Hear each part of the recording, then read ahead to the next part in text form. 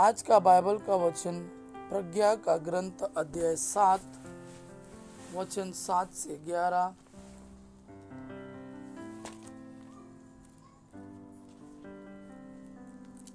इब्रानियों के नाम पत्र अध्याय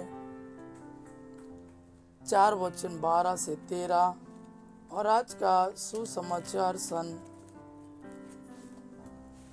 मरकुस के अनुसार अध्याय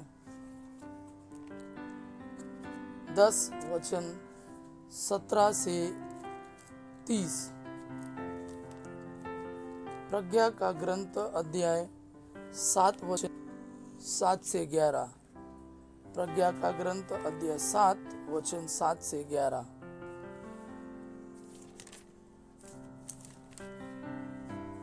मैंने प्रार्थना की और मुझे विवेक मिला। मैंने विनती की और मुझ पर प्रज्ञा का आत्मा उतरा।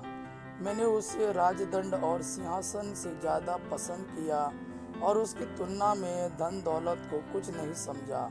मैंने उसकी तुलना अमूल्य रत्न से भी नहीं करना चाहा, क्योंकि उसके सामने पृथ्वी का समस्त सोना मुट्ठी भर बालू के सदृश है और उसके सामने चांदी कीच ही समझी जाएगी। मैंने उसे स्वास्थ्य और सौंदर्य से अधिक प्यार किया और इसे अपनी ज्योति बनाने का निश्चय किया, क्योंकि उसकी दीप्ति कभी नहीं बुझती। मुझे उसके साथ साथ सब उत्तम वस्तुएं मिल गई और उसके हाथों से अपार धन संपत्ति। आज का दूसरा वचन इब्रानियों के नाम पत्र अध्याय 4 वचन 12 से 13।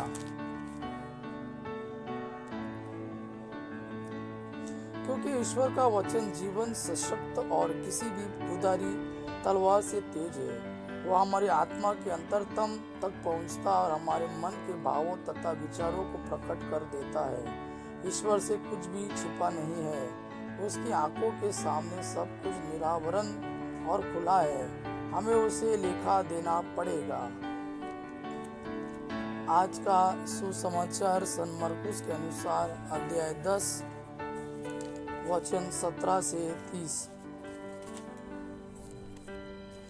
ईसा किसी दिन प्रस्थान कर ही रहे थे कि एक व्यक्ति दौड़ता हुआ आया और उनके सामने घुटने टेक कर उसने यह पूछा, भले गुरु, अनंत जीवन प्राप्त करने के लिए मुझे क्या करना चाहिए? ईसा ने उससे कहा, मुझे भला क्यों कहते हो? ईश्वर को छोड़ कोई भला नहीं।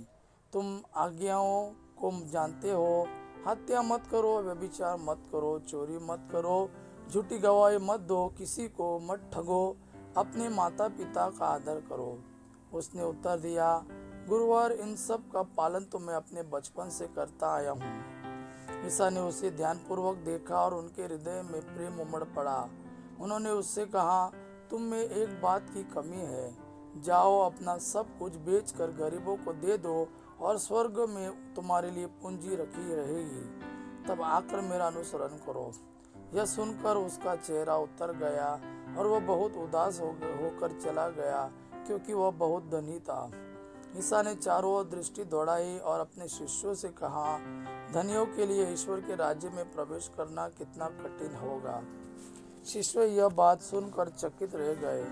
ईसा ने उनसे फिर कहा, बच्चों, ईश्वर के राज्य में प्रवेश करना कितना कठिन है। सुई के नाके से होकर ऊंट का निकलना अधिक सहज है, किंतु धनी का ईश्वर में राज्य में प्रवेश करना कठिन है। शिष्य और भी विस्मित हो गए और एक दूसरे से बोले, तो फिर कौन बच सकता है? उन्हें स्थिर दृष्टि से देखते हुए ईसा ने कहा, मनुष्यों के लिए तो यह असंभव है, ईश्वर के लिए नहीं। मनुष्य के लिए तो यह असंभव है, ईश्वर के लिए नहीं, क्योंकि ईश्वर के लिए सब कुछ संभव है।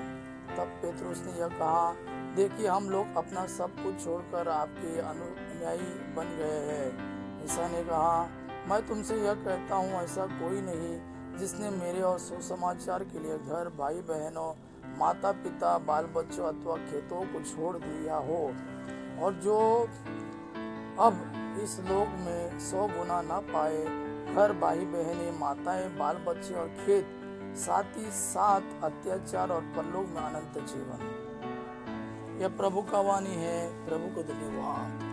आबा पिता की महिमा और पुत्र यीशु का प्रेम आप पर सदा सर्वदा बना रहे। आमीन।